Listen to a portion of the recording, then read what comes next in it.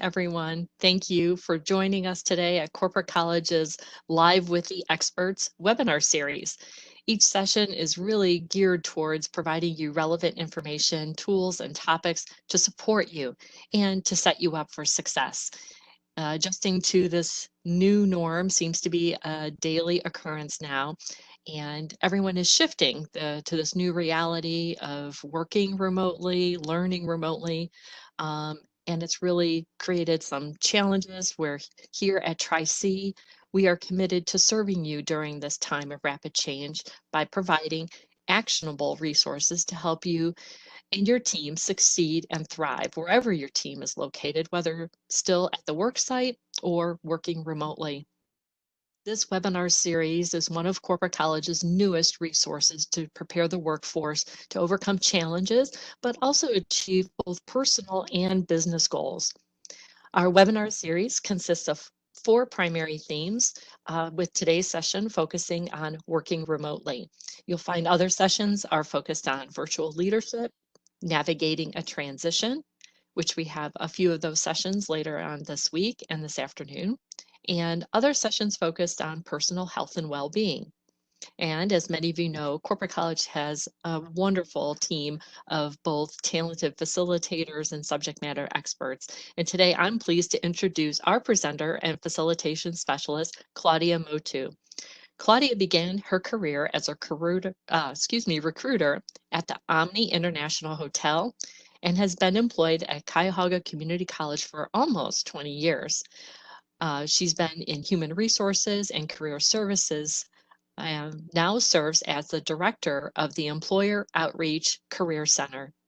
Claudia has screened thousands of resumes and conducted hundreds of interviews as her role as recruiter in a variety of different industries. In her current role, she connects employers and students primarily together for career opportunities. And she really loves organizing and has organized hundreds of areas and workspaces and other spaces throughout her career. And she specializes in helping individuals maximize their space and improve efficiency. I know we can all use that. So with that, we really truly appreciate her taking the time to be with us this morning. I'm very pleased to introduce to you Claudia Motu. Hi, Claudia, how are you this morning? I am great. Great. I'm I need your start. help, Claudia. I've Okay. always had a workspace at home, but I've never had to use it on a regular basis as I am right now. So I'm really looking forward to your presentation today. Thank you so much. I am so sorry. Hold on one second. You're good. Navigating through this.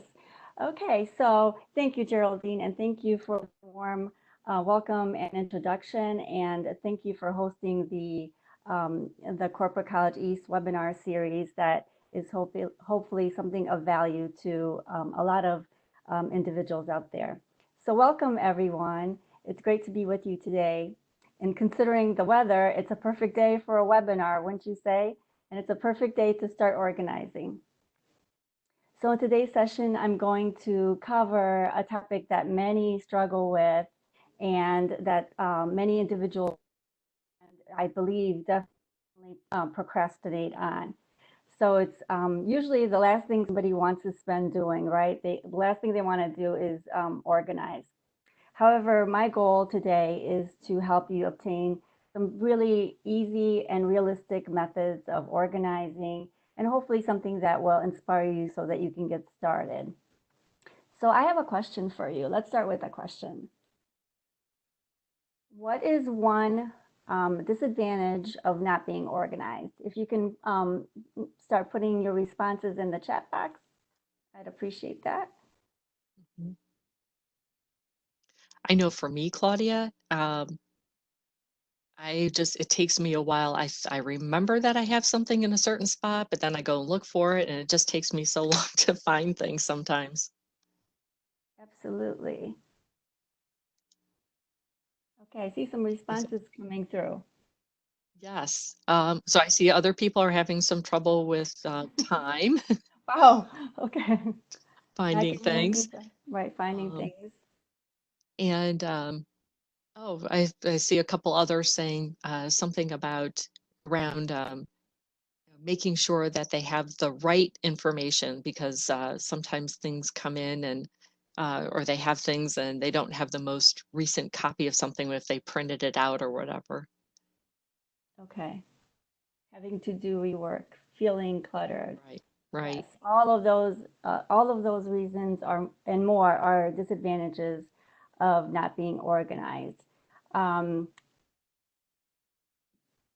this is one thing that I found that was very interesting.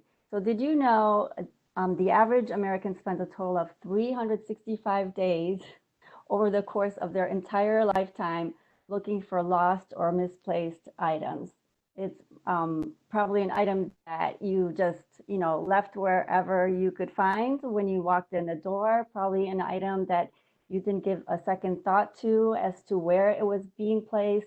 And so we spend countless of hours of wasting time looking for items.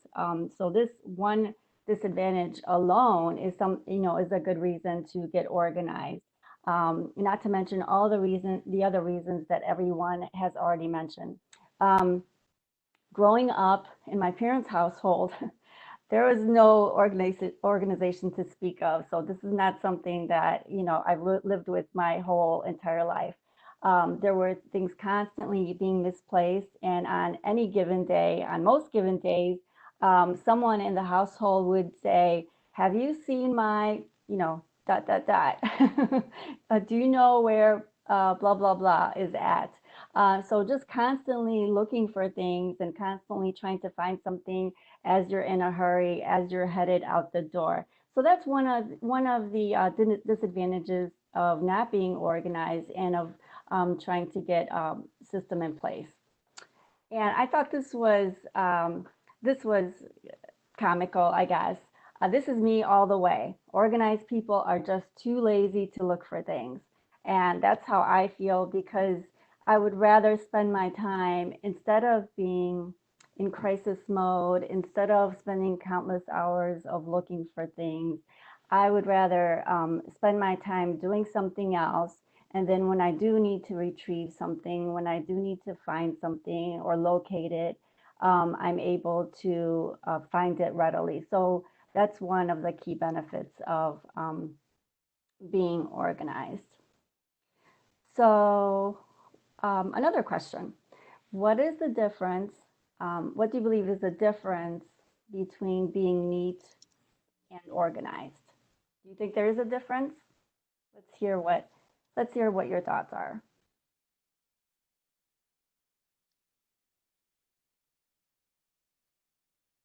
Geraldine, do you think there's a difference? So I see a couple people saying that it may look clean and neat, but there still could be a lot of objects around.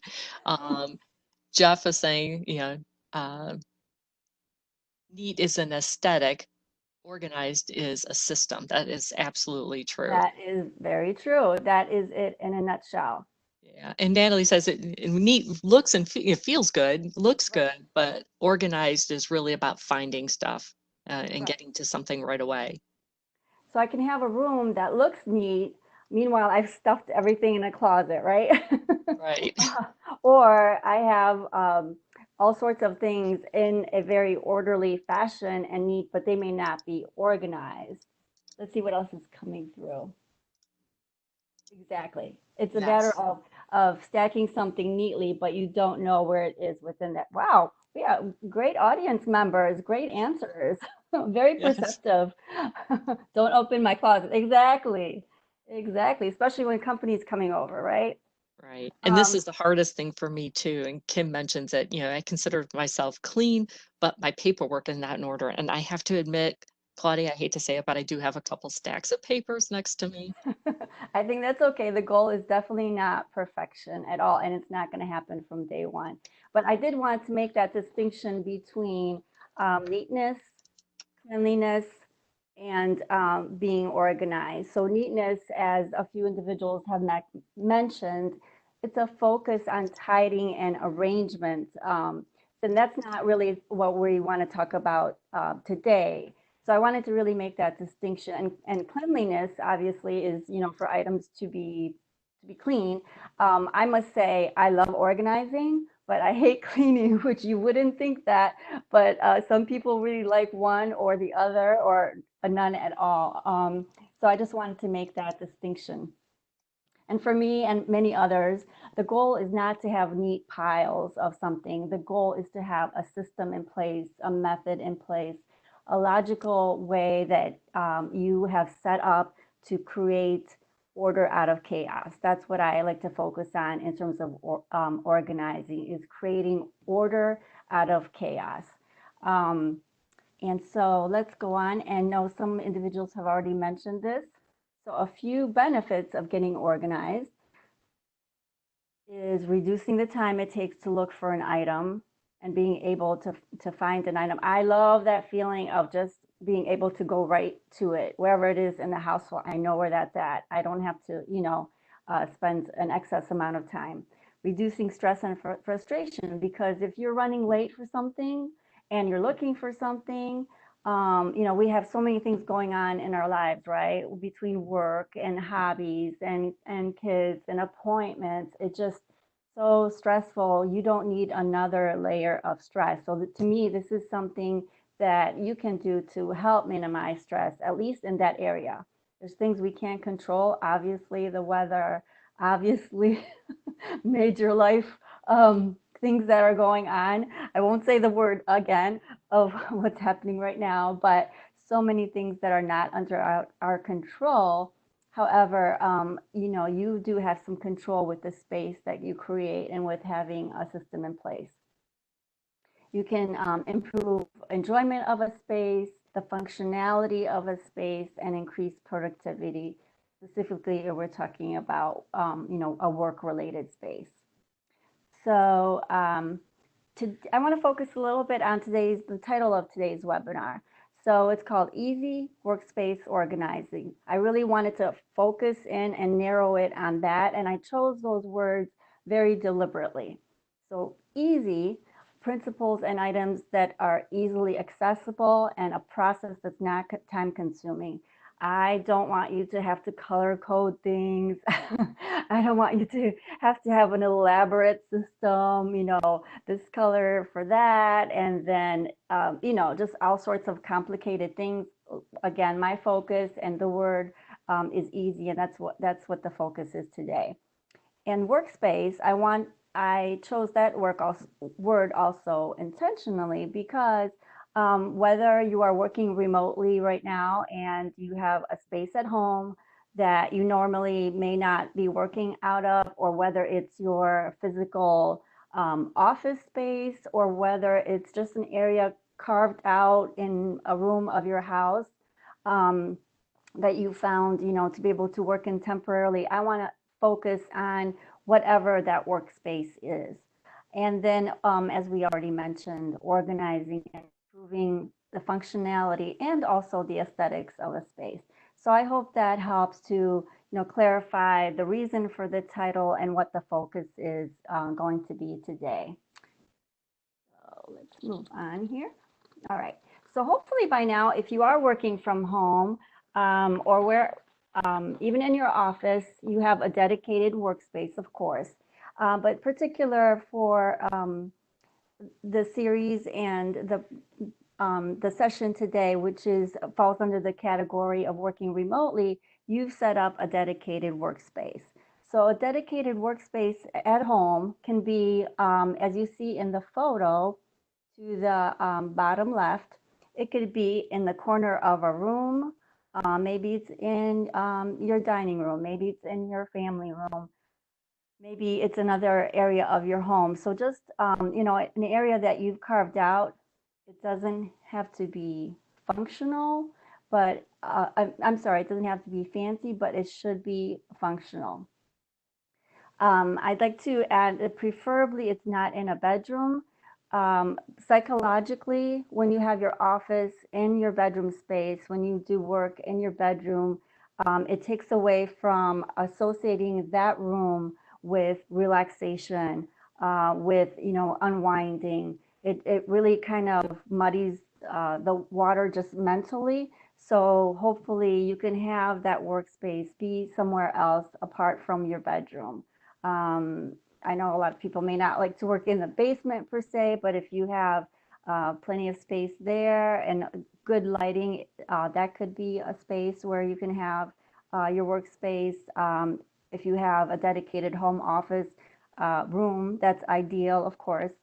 Um, Also suggest somewhere with some level of privacy for video calls, for being able to concentrate, and so on.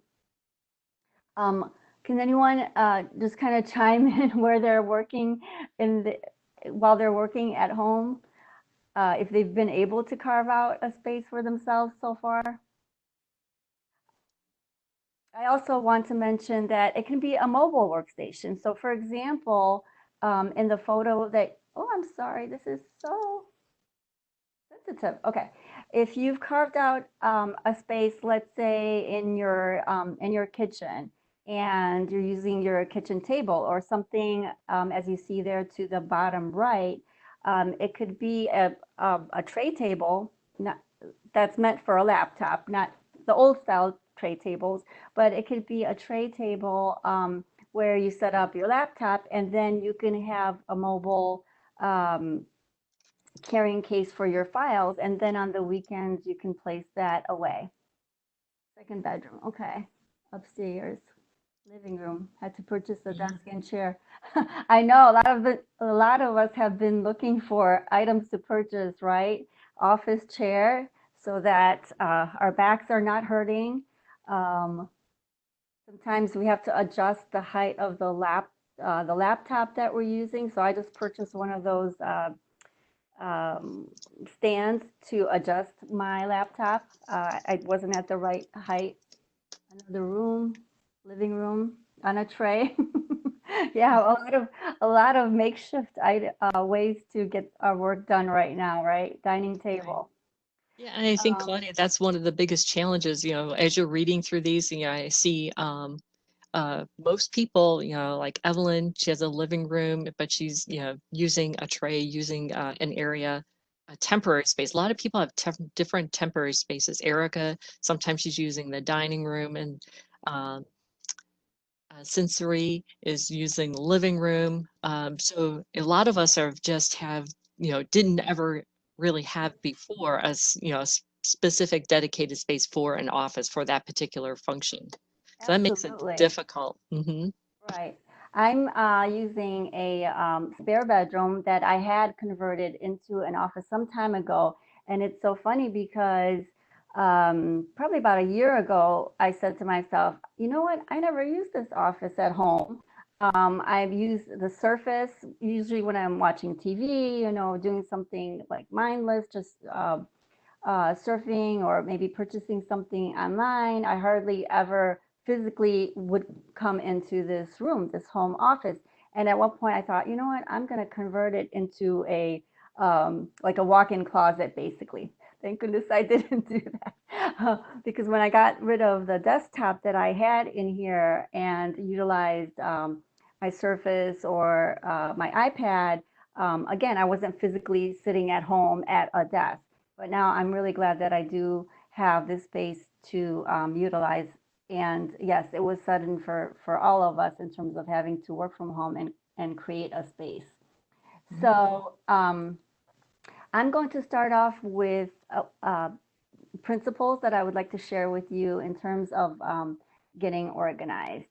Um, I'm going to talk about your office overall, but the reason I wanted to focus on principles is that once you have the principle of something, then you can apply that principle to anything else. So again, right now we're talking about mostly working from home, from your remote space, but you can apply these principles to other rooms in your house, to other areas that you need to organize. So this is, I want it to be broad in that sense in terms of principles that you can use.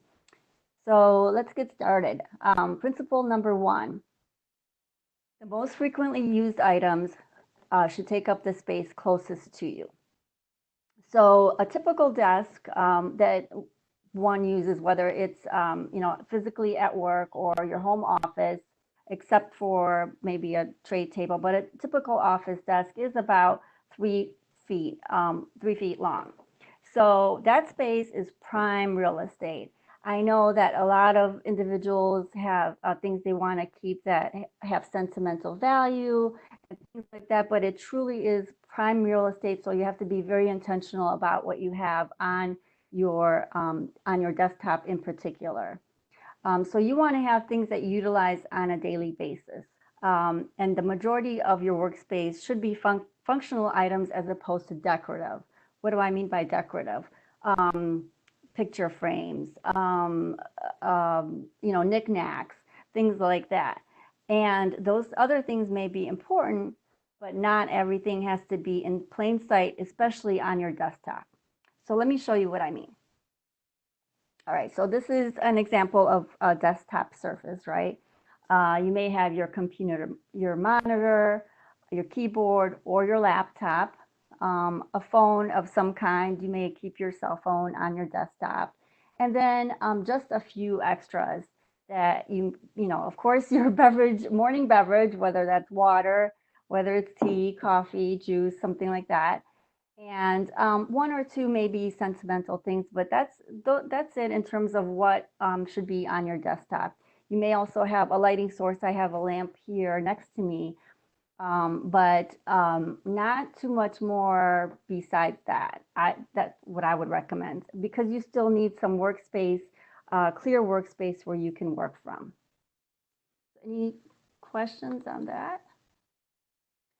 Now, items that you still want to have in your office, but not necessarily on your desktop surface. So think of it as different dimensions. Right in front of you is the first dimension on your desktop, and then you have other dimensions around you. The dimension that is next to you, behind you. I have this wall behind me. I am thinking of putting some shelves here behind me, floating shelves for decorative items. And then you have dimension like further away from you. And then you also have your horizontal space and your vertical space, which we'll talk a little bit more about that in a little bit. But again, not that these things are not important, not that they're not of value, or that they don't have meaning to you, but they just don't have to be right on your desktop. So things like artwork, personal photos, extra office supplies. Sometimes we have like a ton, we have 20 pens. Do we really need 20 pens all within reach?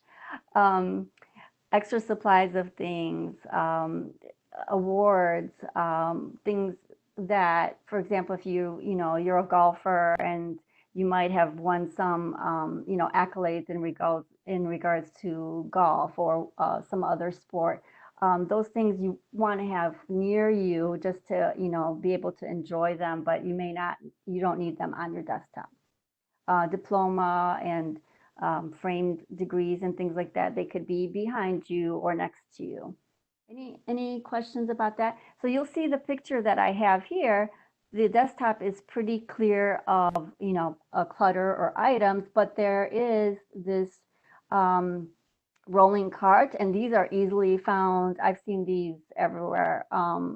Target. I don't particularly want to name stores, but department stores, discount stores, things like that.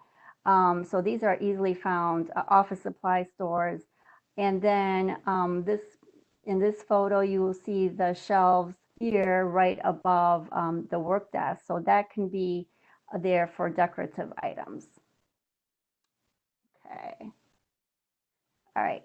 So principle number 2 is group like things together. Now, this may seem very obvious, but you'd be surprised, because we're in such a hurry when we get home, when we've gone shopping, we purchase something, that it just ends up anywhere and everywhere, right? For a while, I would go to the store and buy the printer cartridges, and they would just be all over the house. And then it occurred to me, okay, printer cartridges go with office supplies. I need to find a place where I put all my printer cartridges, even the ones I'm going to recycle, and group them together instead of having interspersed, in a kitchen drawer, interspersed somewhere else. So it just kind of gets away from you, even though you may realize these principles, and things just happen to, be spread out everywhere throughout the house. So office supplies with office supplies. Um, if you have pads of paper and you have extra scissors and you have extra, craft glue or things like that, you can contain all those things together, which we'll talk a little bit more about containing things. Files with files, electrical accessory with electrical accessory, books with books. And again, it sounds simple until you realize probably how many places throughout your home you have these things kind of spread throughout. For me, I had a problem with all the cords to different electrical devices. I had them in a drawer in my family room. I had them also in the kitchen. And then I said, okay, this is enough. I'm going to put all the cords together except the ones I need truly on a daily basis, but kind of contain them together. And I'll talk a little bit more about containing them. But I gathered those all together to be able to organize them. Is there any one type of thing that individuals have a challenge with in terms of having it spread all over the house? Let me hear your comments. Okay, someone mentioned that they do have a rolling cart. That's great. Yeah, that's a great little papers, lots of papers. And we'll talk a little bit about papers in a minute. Oh, Okay, yeah, lots of sometimes paper. mixing in the kids' toys too. Sometimes some kids' toys appear on people's workspaces too. Absolutely. Um, so this is an example of something that looks pleasing, but it helps you to put your books together. And these types of things now again are readily available, whether you're shopping online, whether it's Target, whether it's TJ Maxx, whether in IKEA. So little cubby stations like this that can be placed throughout the home, so that you can organize your books and have it be something that you actually want to look at. All right, hold on 1 second. All right, so in the process of gathering those like items together, don't forget to donate items, discard items, or sell items.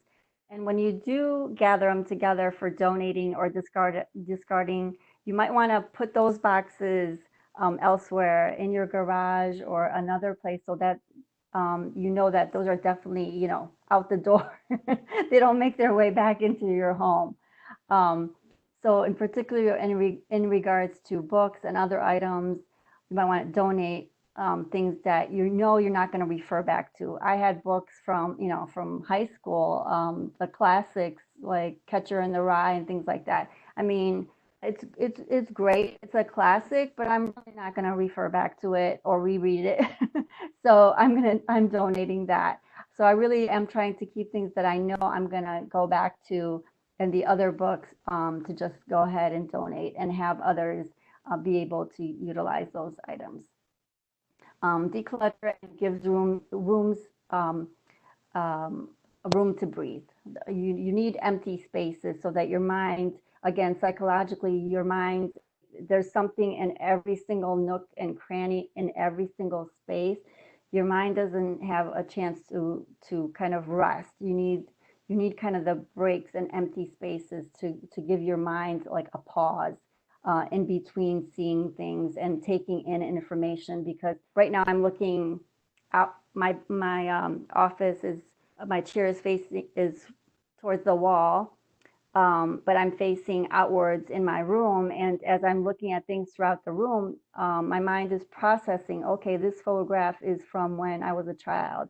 This book, I bought that 3 years ago. So your mind is constantly processing what it's seeing. So if there's too much in a room, it's just on overload. It's just trying to keep up with processing everything that it's seeing. So your mind kind of needs, a mental break.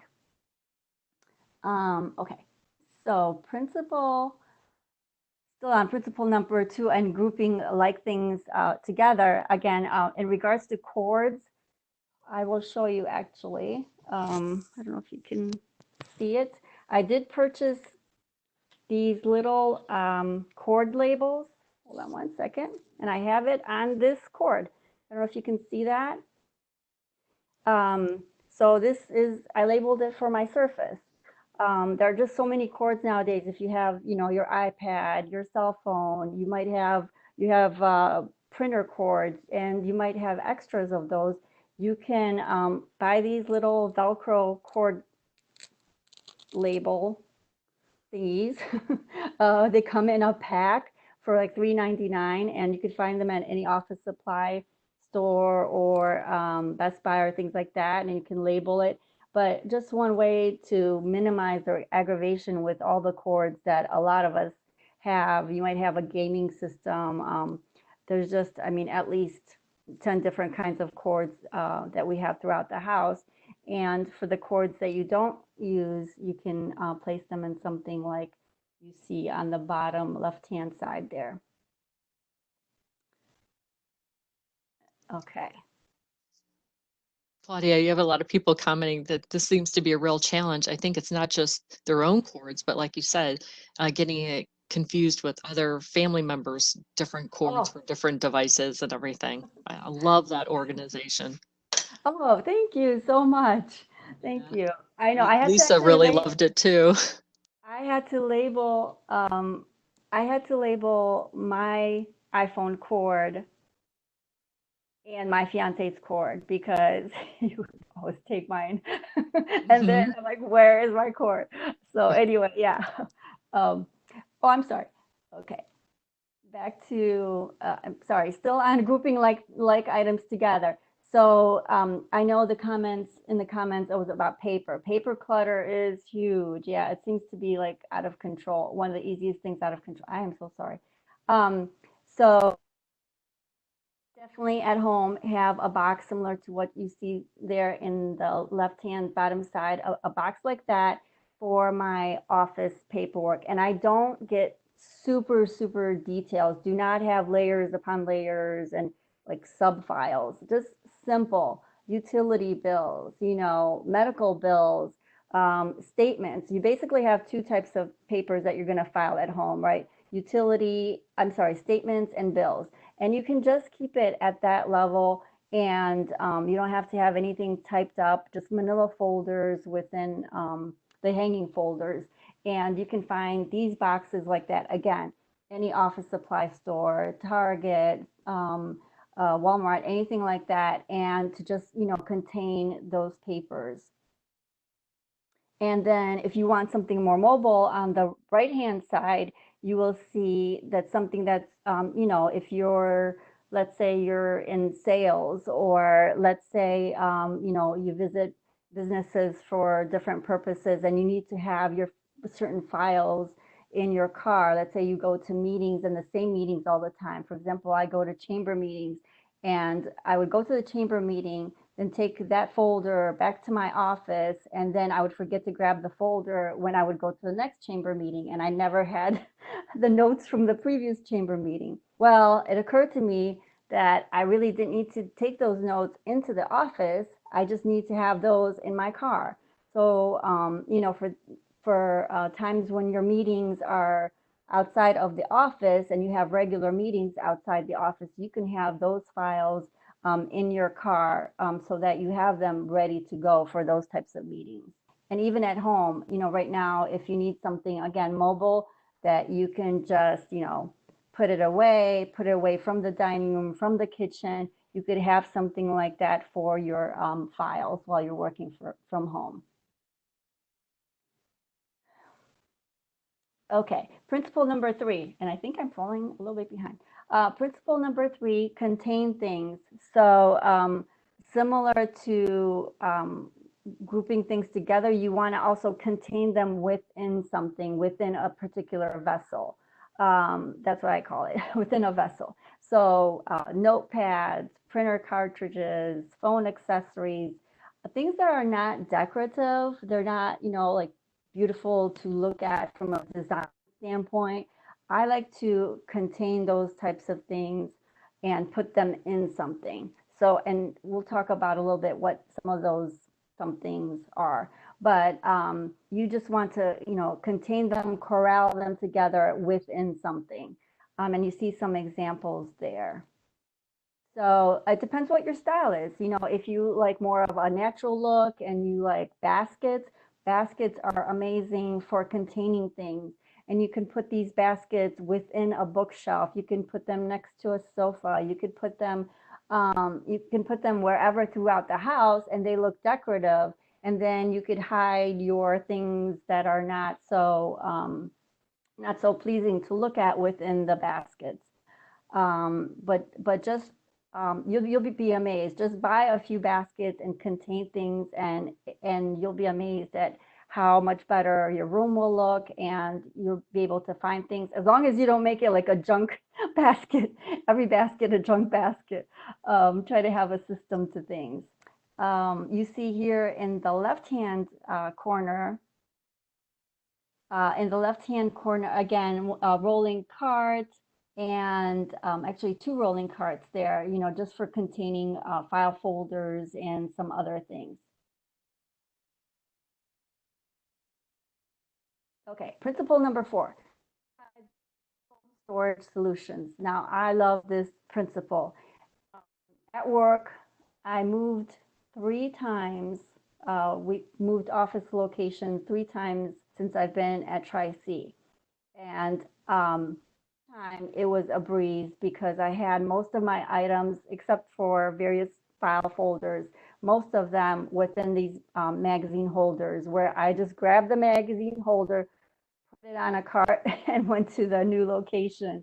So I'm a huge proponent of utilizing magazine holders. They're multi-purpose. At work, again, it could be for your conference brochures if you want to hang on to them. It could be for program booklets. If you want to refer back to, oh, I wonder, you've gone to, like, let's say a awards breakfast or a recognition lunch of some sort, and you want to hold on to that program just for reference if you are in the business of creating events and organizing events, and you want to refer to those types of things. Put them in magazine holders, and it's easy. You just grab your item and plop it in there, and you're good to go. You don't have to hole punch anything for a binder. You don't have to do anything complicated. I have a bookshelf to my left, and I have 6 magazine holders. And the way I use them at home, this is for my product manuals. Can you see that? Too high, too low? For my product manuals, so that when I need to find it, again, I didn't make it complicated. I didn't put them, in a binder or anything like that. Just drop it in here, and at least I know they're all together. I have another one for my brochures from film festivals that I've attended. I have another one from my travels, just maps and things like that from different travels. So your room and your space will speak to you, so to speak, in terms of what do you have a lot of. You'll say, okay, I have a lot of this. What do I do with the abundance of this? And you can put those items together in something like a magazine holder. I have a lot of playbills from attending shows at Playhouse Square. Some of them I've thrown away, but a few of them, a little stack I wanted to keep just for sentimental value. Okay. Also, in terms of vertical storage, this is an example. I think this is, this is beautiful. So this person is using vertical storage in terms of using the wall space. So storing up, not just on a horizontal plane. And on the shelves, if you can see kind of the middle of that photo, they have some magazine holders there, and they have books, obviously, and a few decorative items. But I just think this is beautiful in terms of utilizing vertical storage. Okay, principle number 5. So bring in aesthetic appeal. And what I mean by that is bring in something that represents your style and makes the space appealing and a space that you want to be in. So in my office here, my desk is facing the window. I'm a nature person. I have to see the light of day. I have to be kind of like tied into nature. I cannot face the wall. That to me, that would be like torture. So I have to face the light of day.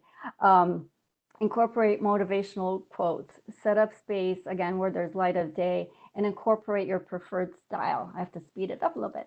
Um, so here's some examples of different aesthetic appeal or style appeal. So it depends what you like.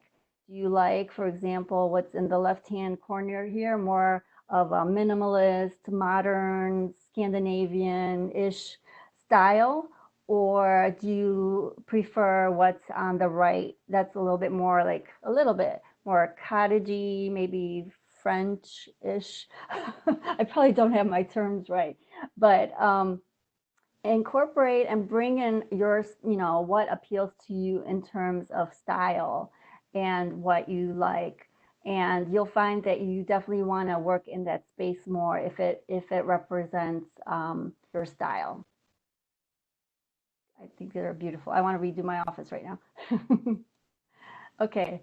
Also, in terms of aesthetic appeal, in the left bottom corner, this person is using a little cubby shelf, with some plants on it, and it doesn't look perfect or anything, but it's something just their style, I'm sure, with a woven basket. Use bookshelves to store other items other than books. You add a hanging board. That's again like for more storage, basically. So you can have storage behind you if you need to have things in front of you that you need to refer to. Okay, principle number 6. So organize those drawers.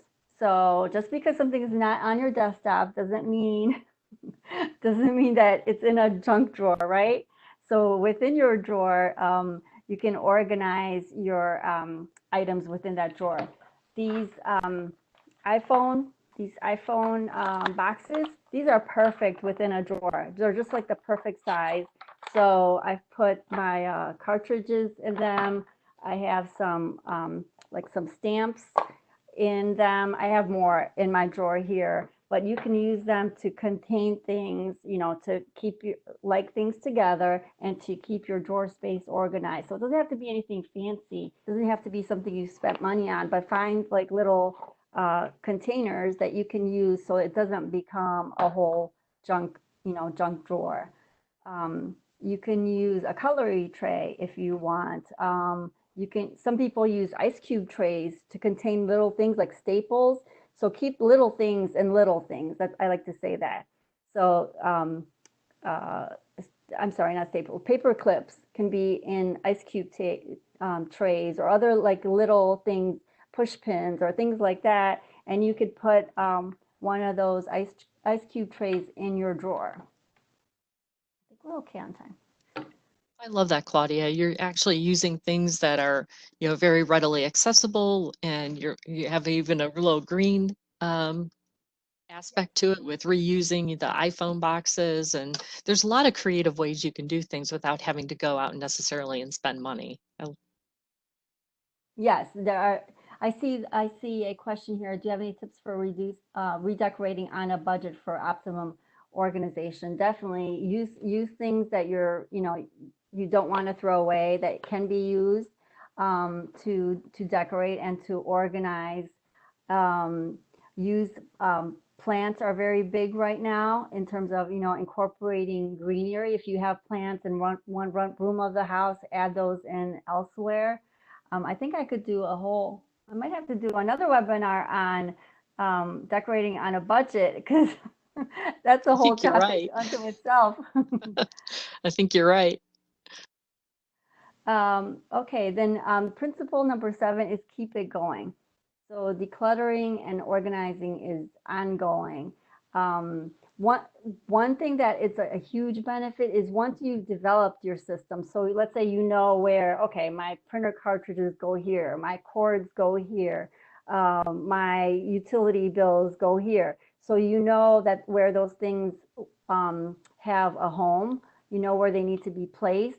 That part you don't have to do again because you already know, okay, this thing's home is here and here and here and here. So that's already done.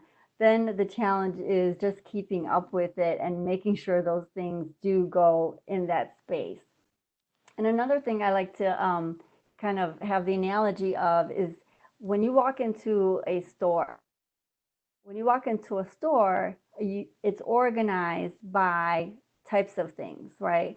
So you walk into Target, and I'm not I'm not doing a commercial for Target, but any store, it's organized by the aisles have a specific um, grouping of things, right? There's the office supply aisle.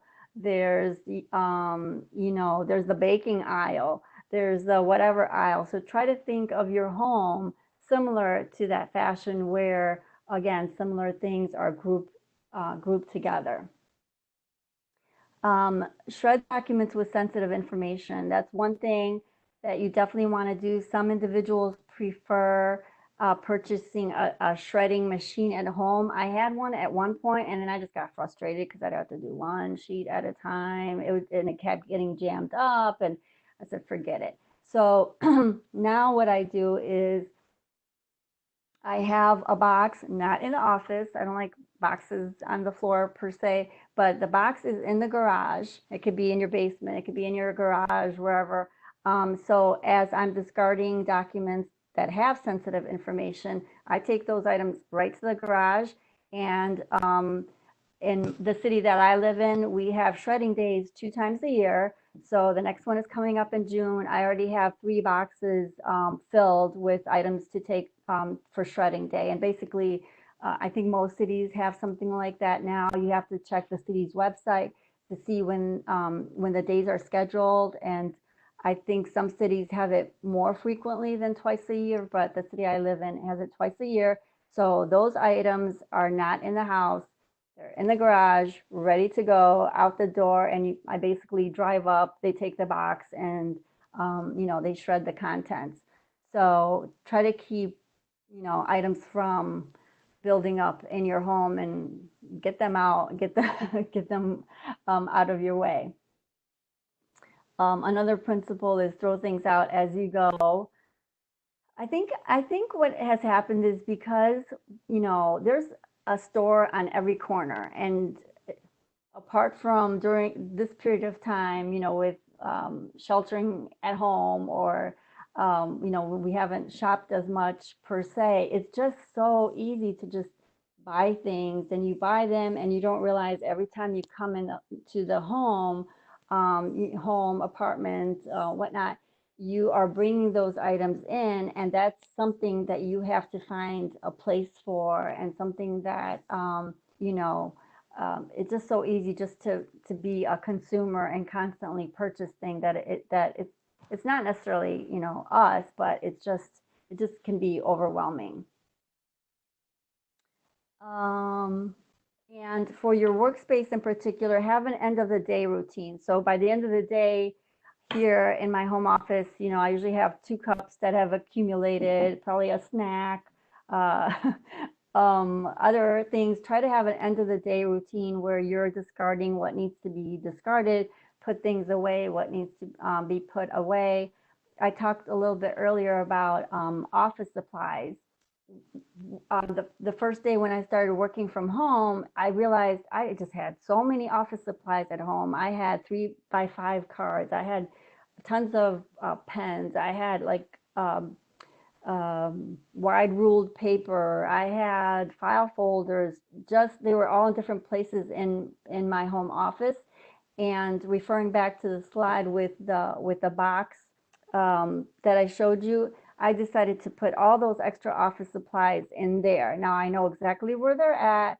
I don't have to have a little pile here, a little pile there, a little pile there, and they're all contained. And that was huge for me because my home office, I don't know why, but I had a lot of office supplies all over the place. Um, there's something called the in, one out rule, and that means that I read this in a book a long time ago. When you bring one thing into your home, then it takes something out. It's hard to, it's hard to do. But let's say you buy a pair of shoes, the principle is then, give away or donate another pair of shoes so that you kind of keep that balance between how many things are coming into the home versus things that are leaving the home. And request to be removed from mailing list. That's something that is huge. Um, is I've tried to get off of mailing lists so that you don't have as much mail coming into your home. And I would suggest that for you. I could find out the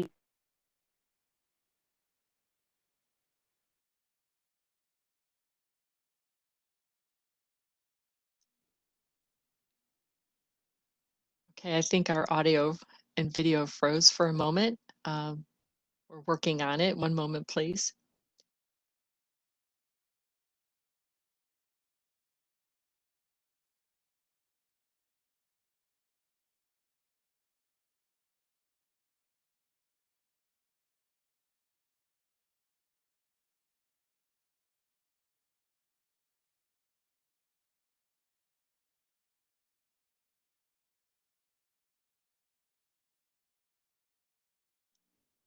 I apologize for the technical difficulties. We are working on it. Please just give us another couple moments. Thank you.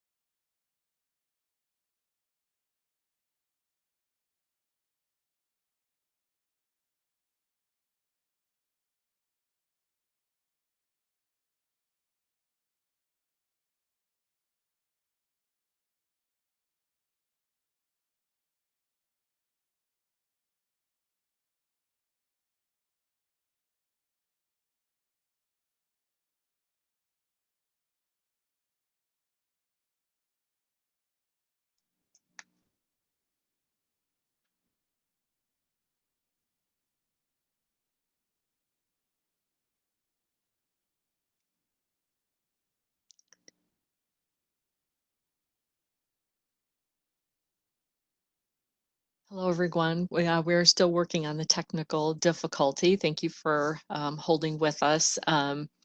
Yes, and a couple of people responded about the one in and one out rule. Yeah, I'm sure there's a little bit of uh, leeway there. I know, and jokingly, yes, that does not include kids. No, does not include children. Um, Anyway, fortunately, we are getting close to the end of Claudia's presentation, and she is logging back in. So if you'll be patient one more moment, I know we'll be back up in just a second. Thank you.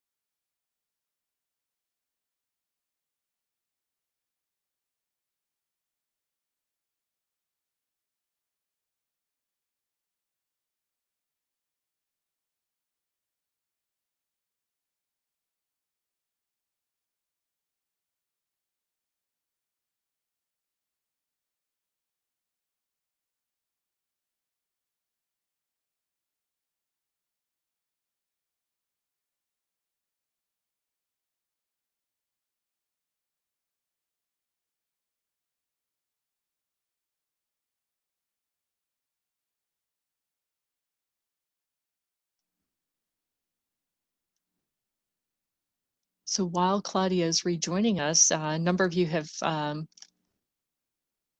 made some great comments. Yes, the one about the children, but Natalie is saying that I do practice an end of day routine.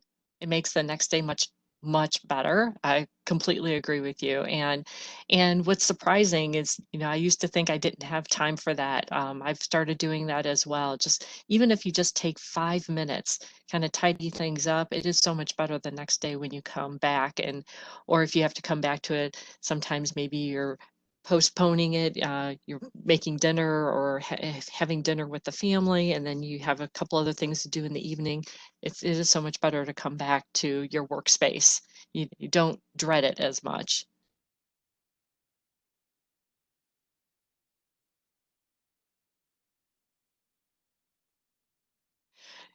Kellyanne's thinking about her office space right now back at the work site.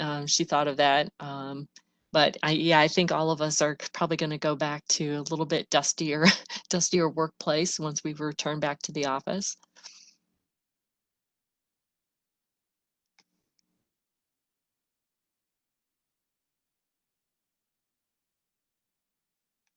Okay, I think we're almost back up here.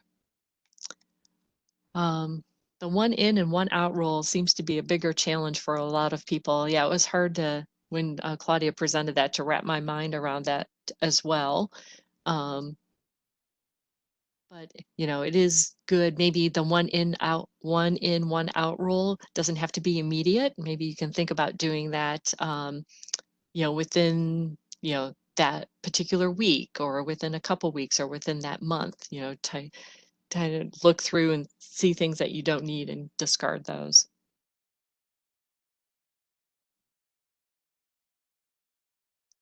So Kelly's asking about any tips for organizing donations while a lot of donation sites are closed, or are they not accepting donations? So Claudia, or Kelly, I can tell you that I know the Salvation Army is still open. Their stores are not open, but their collection sites are being monitored. So I know you can, I've actually called them, and so you can make donations there. I know there are those bins for collecting clothes and other durable goods. So those can be put in. Another person, yes, Goodwill is also accepting collections. Thank you very much. Sorry, I'm trying to read your name. Yep. Thank you, Dee, for that particular organization as well, and letting us know about Goodwill. But you do want to make sure everybody's aware of for drop off, they do have certain hours. Thank you for that.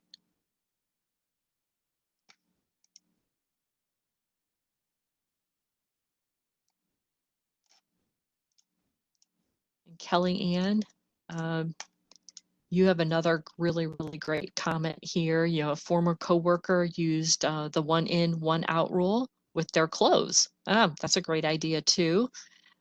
He put the clothes he wished washed in the back, so he would draw from the front of the closet and not wear the same clothes too often. That's a great system. I love that system. Great. Yep, Megan's saying, confirming Goodwill is still accepting donations now. Excellent. Okay, well, I apologize. I know we're at the end of time here. Since we had a technical glitch, I'll make sure to include a summary, not only with Claudia's PowerPoint presentation, which fortunately we were closing here at the end. The next one was just to recap the 7 organizing principles and to really, answer any questions. So thank you again for your patience. I'll go ahead and summarize a lot of these great comments. And somebody had asked too about some of the other donation sites. I know Claudia had a few, so we will include those in an outgoing message to you. So please look for that sometime tomorrow. All right. Thank you again for your patience. I do want to say, just in closing, I know just from everyone's comments as well, that you responded, how much you appreciated. I know I did as well, finding, just really the simple ways and simple things that you can do.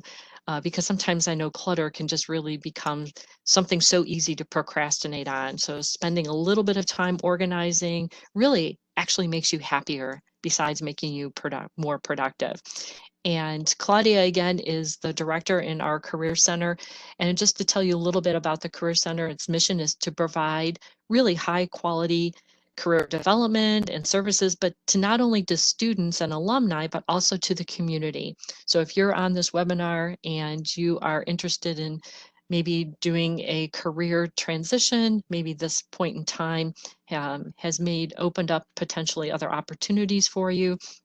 Our Career Center is a learner-centered environment, and we provide virtual career exploration, assessment tools such as virtual job shadow, career spots, and My Plan. In addition, the Career Center also offers a really wide range of virtual career-related services and online programming, including workshops, individual coaching appointments, resume critiques, mock interviews, and personalized assistance with your job search. So please remember, this is not just for students and alumni, but for our community. So for more information regarding these services and resources, please visit career services at tri-c.edu, or you can call the Career Center directly. Yes, Tri-C is and has been open as an essential service, and you can call our toll-free number at 866-933-5180. And I'll repeat that one more time. Our Career Center toll-free number is 866-933-5180.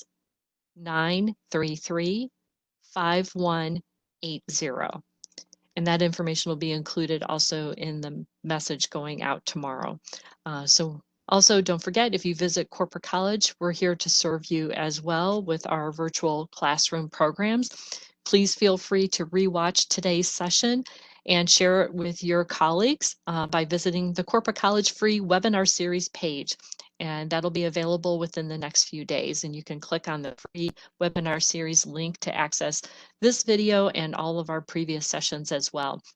And please stay connected with us on social media. We'll keep you posted on everything new that we're doing. And in the meantime, stay safe and stay healthy, everyone. Thank you so much for joining us today.